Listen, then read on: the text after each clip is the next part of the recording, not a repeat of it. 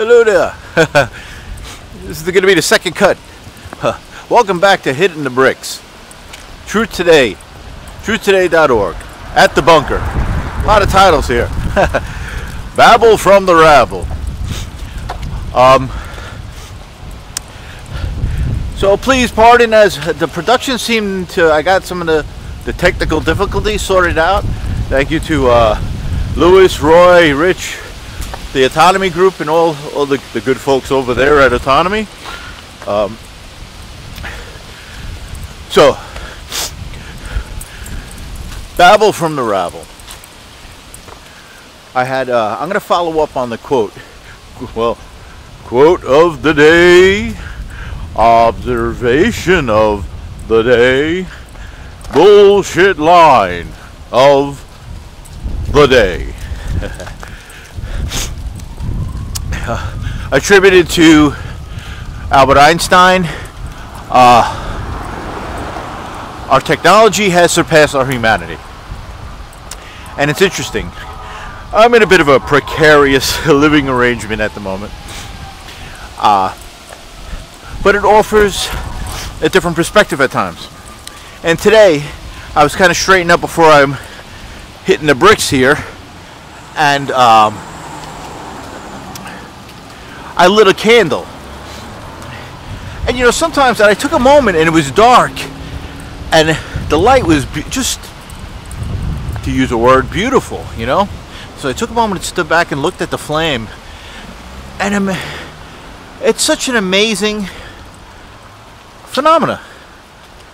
You know, it's like, you stop and you look at it, it's like, and it was a candle, so it wasn't coming out of the stove, it wasn't connected to all our technology, and not knocking that, and the benefits of that, but we do really just trample over everything. And to know that that is a natural process, that is life. That's not separate from, but we have been separate, we have categorized the whole world to an extent where we want to turn life into biotech.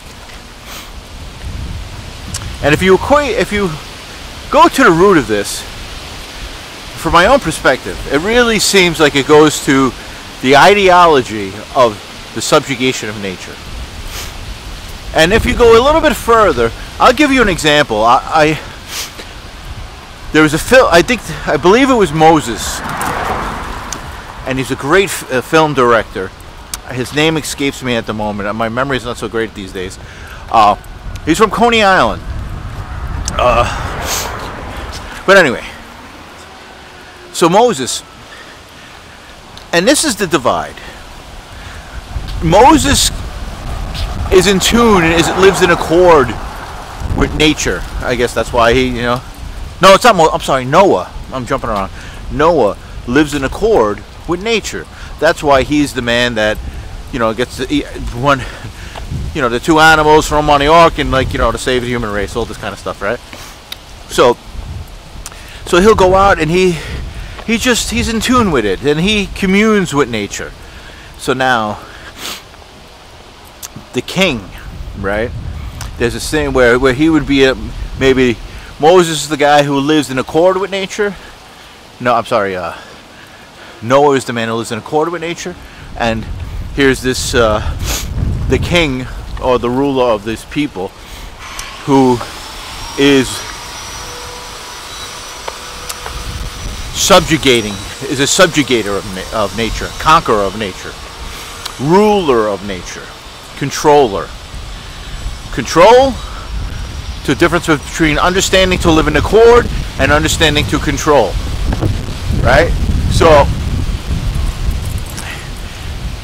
he sits up there and it's raining and he's screaming up at the heavens going, why don't you, assumingly to God, his idea of God, why don't you talk to me? I am like you. I am a leader. I rule these people. These people are my people. They follow me. I feed them and blah, blah, blah. There's so much in those two visual representations of the relationship between subjugation of nature and living in accord with nature that I guess I won't go into, because I believe that's for us to maybe come upon ourselves, right? So now beyond that, so the subjugation of nature, right? Then you have, it's like, here's one of the ideas, right? Is to, so say like gravity, right? We say that we either one lives in accord, right, with gravity.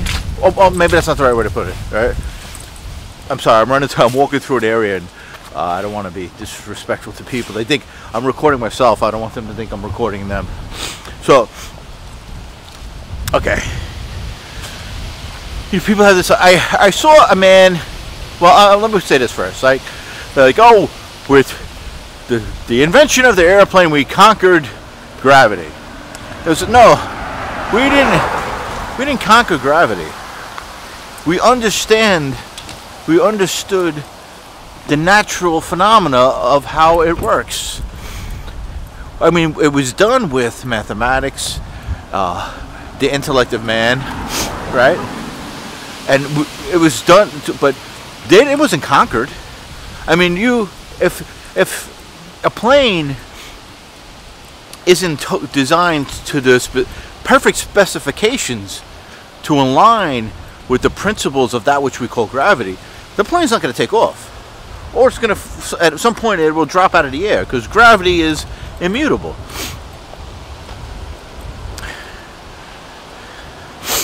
So this is what arises when, this is one of the faults of the subjugation of nature, right? And then some would say, if you want to go to another area, you know, it is those, it opens up the door of religion.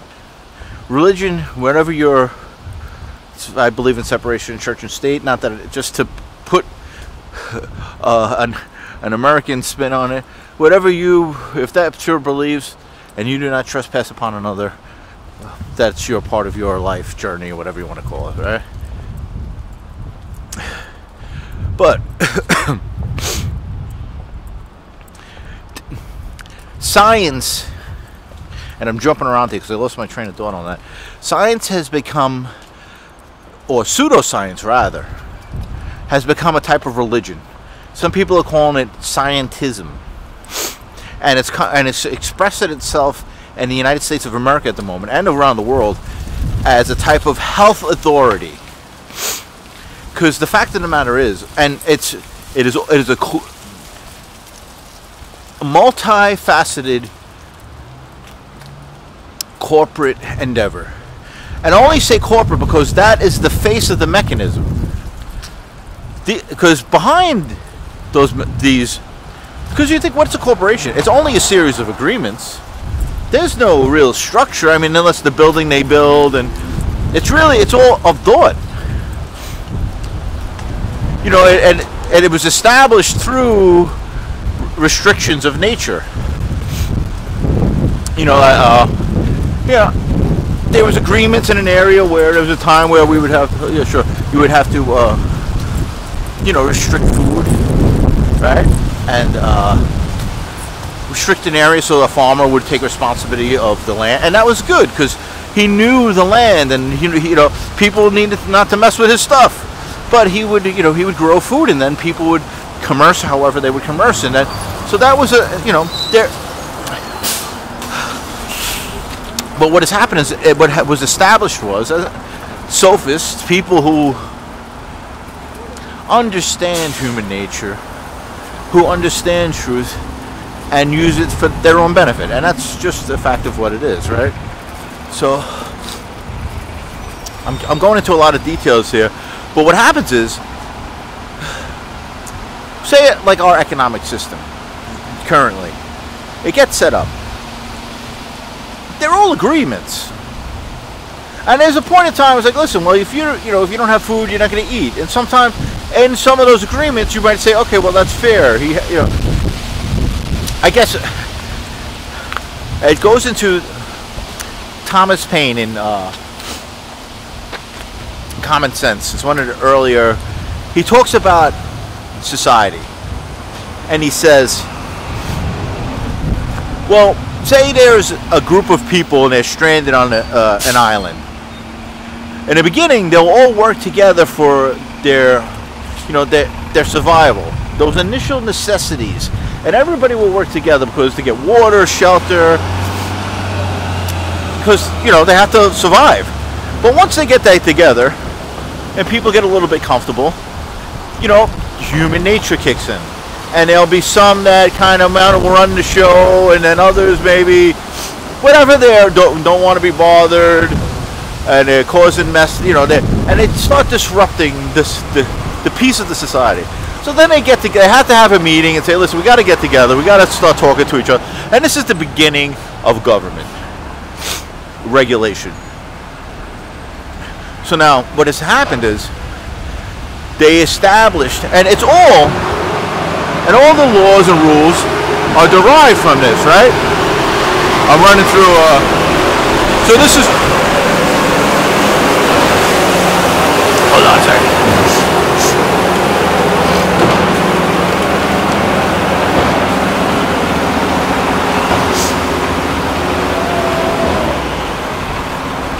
Alright, so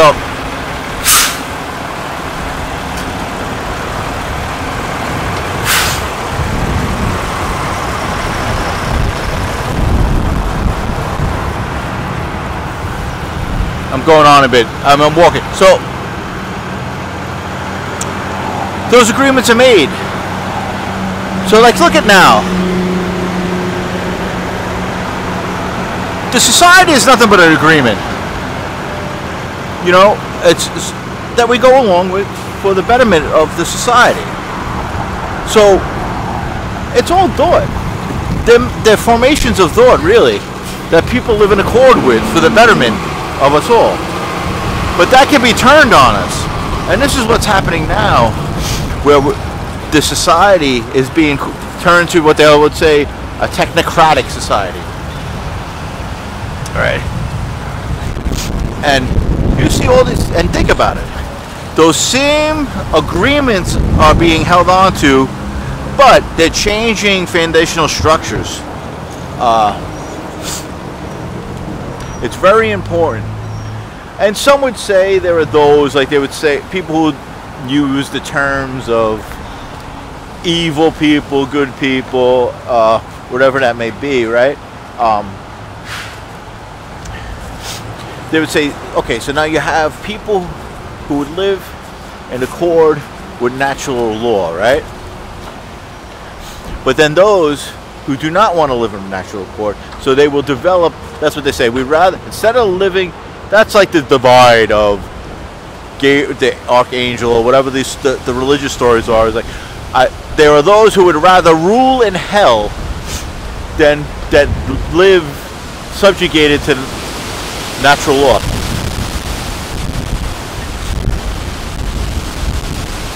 And what was that? What would that mean?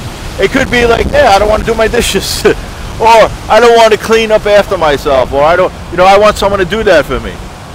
Or I live a life of leisure when I leverage the world, so other people do that.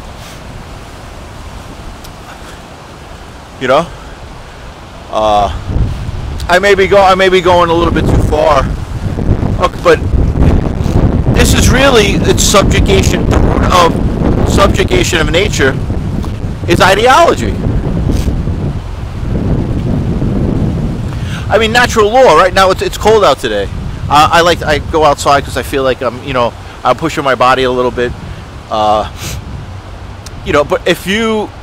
natural law, if I stay out too long, it's going to affect my skin, my body. It's just, that's the nature of it, right? If I don't drink enough water today, it's going to affect my body. These are.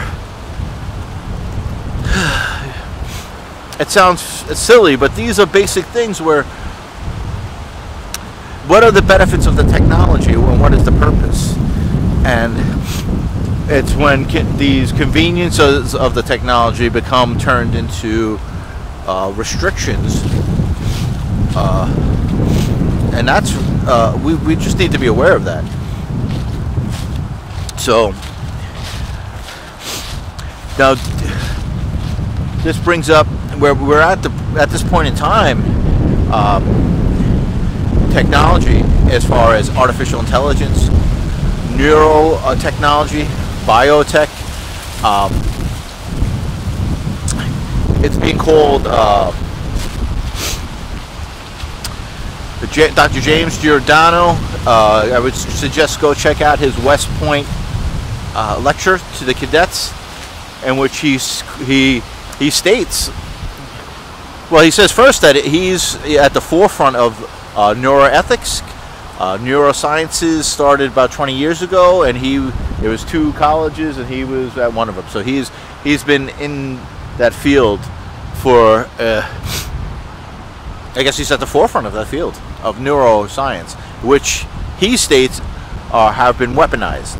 And he tells the cadets, and I repeat this often because we need to understand this, he tells the cadets that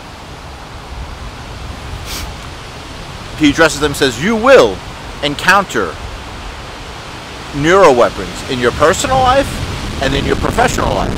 Whether those 2 coincide, irregardless, however he puts it. And he says, this is at play. So this is happening now. And what are neuroweapons? And I'll suggest this.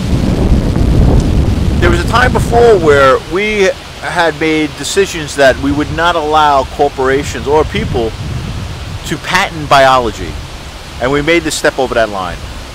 And now neuroweapons, just the fact that these people are talking to the military apparatus. And now think about right now the relationship with COVID-19, where the WHO and the CDC, after the swine flu, came to an agreement that if there was another pandemic, there's the magic word that spurs everything to action, right? A world of agreements, that it would be handled with military management. Now, in that agreement, that goes around that is an attack on American sovereignty. We did not make that agreement. We, the people, did not make that agreement. That was declared by the WHO global interests. And we say, oh, well, it's only health. Well, no, this is a lot more. If you look at the implications of neuroweapons, artificial intelligence, biotech, and this is all related. Preemptive action, which stems from the Bethlehem Doctrine going back to 9/11, is unconstitutional. And that's why people were up in arms about it back after 9/11. But because people were upset and were acting because the people died, Americans died, we took actions. And as soon as we jumped in those actions, people's egos kicked up, and then people started looking for ways to manipulate it, to control it, or perhaps there were global elements that had saw it as an opportunity to undermine the United States of America, the pillar of freedom.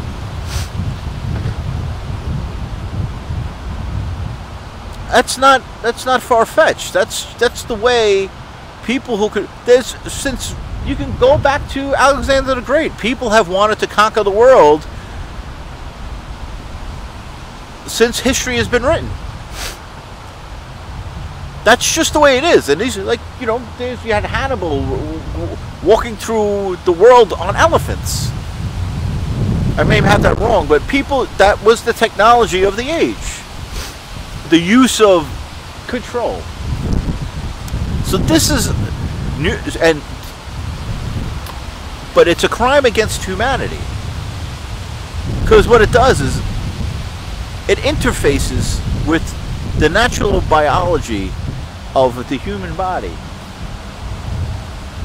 One's feelings, one's thought process, their natural electromagnetism of how their body works and operates. They could, look at Dr. Giordano's his lecture. They put it out on the table. It's called Weapons of Mass Destruction Squared, which means weapons of mass destruction and disruption, where they would take someone who is deemed a threat and disrupt their life in secret from from laptops and in a like a center, like a war room where you have a bunch of fucking guys. Pardon my language. I've been cursing a lot lately because I've been overtired, so pardon my language. In a control booth or a trailer with flat screen TVs with joysticks, using the technology we live with, satellites, 5G technology. This is happening on American soil. But the implications are, I mean, these people are talking about they're able to interface with the electromagnetism, which is your thoughts. So who knows how they can influence politicians, police officers. I mean, this is a crime against humanity, and they're justifying it as, oh well, this is the new game. I mean, of course they've been doing it. If that's out in the open now, they've been doing it for years. Dr. Robert Duncan was an MIT professor. I don't know professor, but he was an MIT smart guy. But he went to work in the military-industrial complex. He was a whistleblower. He was attacked. He came out and spoke about it. But these people are swept under the table. But you better believe. Now, here's another issue. Wuhan, China at the moment, where coronavirus supposedly originated, is at the moment they're calling it technocracy. Right? What does that mean?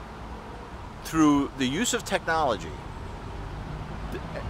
smart devices, it's an internet of everything, and they are given a social credit score, where according to how you behave within that system, you will be rewarded or punished credits, where you would be able to purchase food or get on a bus or whatever.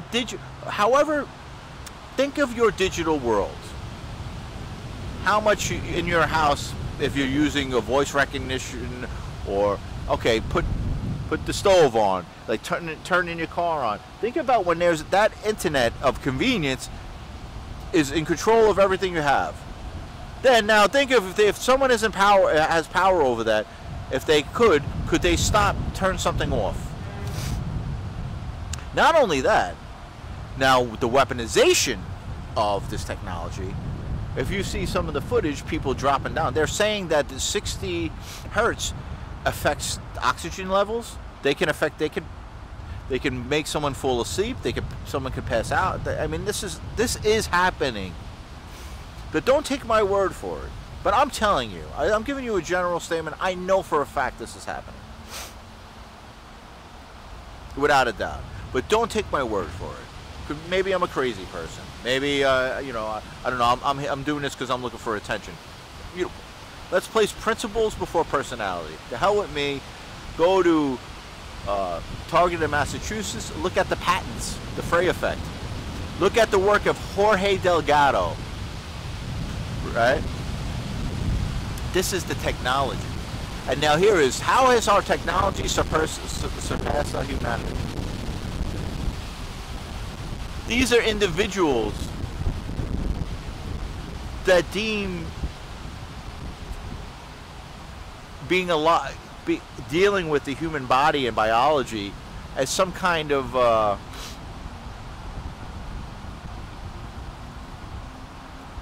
I don't know what the term is.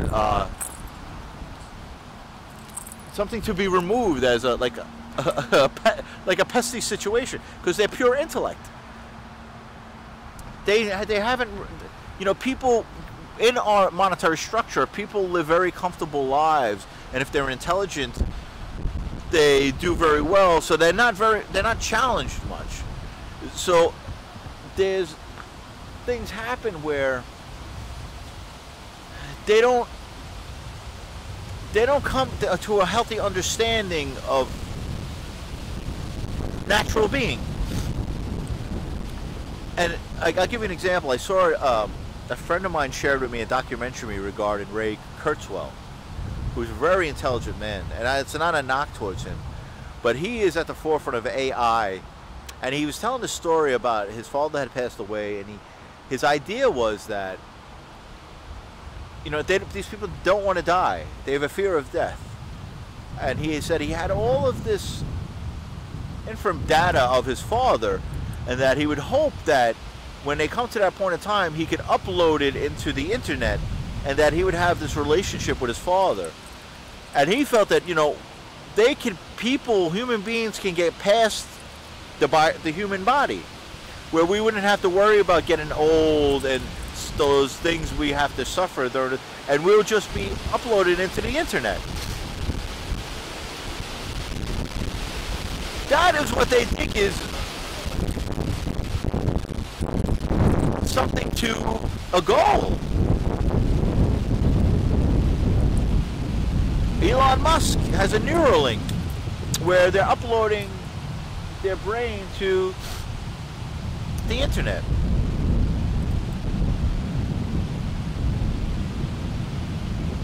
This is happening. Look around you, what's going on. These people are changing the world, and they're not asking anyone's permission. If you look at this world, see this? You look up at the sky, right? The clouds. We're in a sphere. The words we call it don't mean, I'm not gonna, right? These things that we call clouds, the air, the sky. The only reason we see that blue is because the light from the sun is going through the ionosphere, and it's refracting the light, and that light is going into our eyeballs. It's going into the irises of our eye. It's going through this whole process. It's really not out there. It's in this magical, this amazing process of living that is in my brain. It has nothing to do with any of these words I'm saying. It is instantaneous. It doesn't exist in time. It's now. It's right. It's right happening now. All this light is going into my eyes. The earth is rotating at the moment. The thing that we call the sun is giving life to this whole planet. And in this process that we call life, that which is life, it has nothing to do with any of the technology we've made. Even the words we put on it are a secondary existence that just should help us communicate in relation to all this. We haven't fulfilled, we haven't come to we have gone into a regression of what it is to be alive, to be in relationship to this thing this earth we are part of and in. And people want to destroy that because they can't get past their, I don't mean to be judged. There is an element of thought, a centralization of thought that we have not all come to observe, because we have benefited too much from this synthetic world, right? A thought created by the mind and hand of man that has a rule of agreements, and we have mistaken that structure as the principle. And even that word isn't. This is what it is. This, you see, this.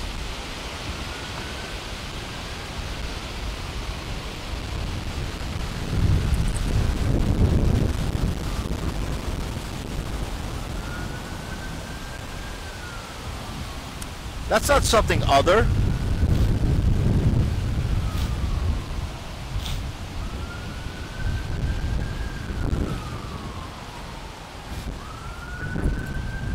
Anyway, I'm just sharing with you something that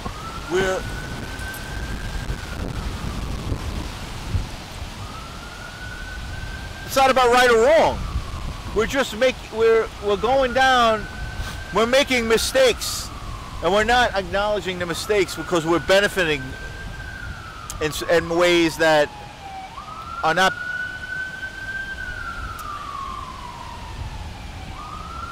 We're going down the wrong path, and technology is taking us to crazy town, and it's a mode of the sub. It is the ultimate It's the ultimate subjugation of nature. I'm going on a little bit. I know I went on a bit here, so, but anyway, look at this. Before we even say the word tree, this is life. We'll categorize it. There's the trunk. There's a branch. There's the bark, right? There's branches coming out of the bark into the leaves, and it comes back down, and now it goes into the soil. And now we separate each set with we're dissecting this living being, right? And not like a Martian. It's a being. It's an ongoing movement of life. That's what being is. But actually, those words, this doesn't understand it. The soil and the tree are one. They're just that's how life is. The roots are going down, and probably, what is it, maybe 100 feet, or maybe 50 feet. The sun is touching each leaf of the light for photosynthesis and the oxygen. There's no division. There's nothing. The words we just categorized it, but we live in the categorization. We've mistaken the map for the actuality of the terrain. We do it with ourselves, we do it with each other, and now we have technology to go farther so that we're not going to be able to think anymore. They want to synthesize human. It's insanity. It really is. You have to. I suggest please look into it, because all life as you know it is going to.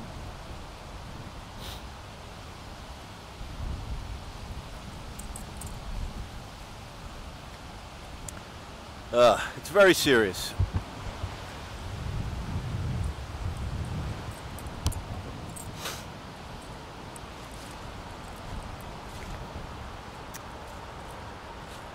We are it. It's not any. It's not about It's not about the word spirituality. It's not about hippies. It's not about conservatives. It's not about tree huggers. It's not about doing the hokey pokey, turn yourself around, humming a rattling the beads. It's not you. That's fine if that's how you can. Before a word is uttered, this is what is out. This is it.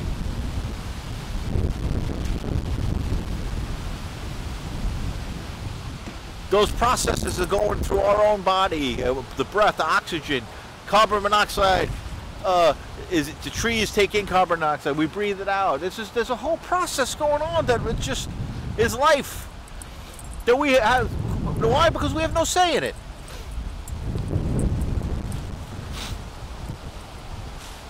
No one gets to put a fucking a pin on or something and say, all right, I'm in charge of the wind today. Anyway.